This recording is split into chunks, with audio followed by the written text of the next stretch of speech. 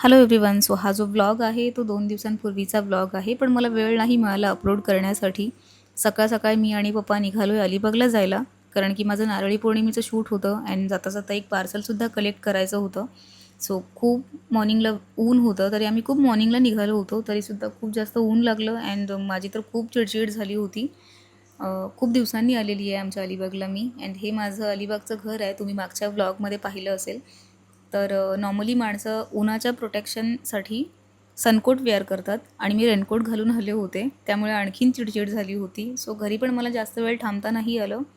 Just fresh झाले and लगेच मग मला वर्सोलीला जायचं होतं, कारण की शूट लोकेशन जे आमचं होतं ते वर्सोली कोळीवाडा होतं. त्यामुळे मग घरी थांबलेच नाही जास्त वेळ. लगेच फ्रेश होऊन वर्सोलीला आले. तिथे काकाकडे रेडी व्हायचं होतं. शूटचं असं झालं की शूट आमचं 3:30चं होतं. ते स्टार्ट झालं 6-6:30च्या टायमिंगला स्टार्ट झालं.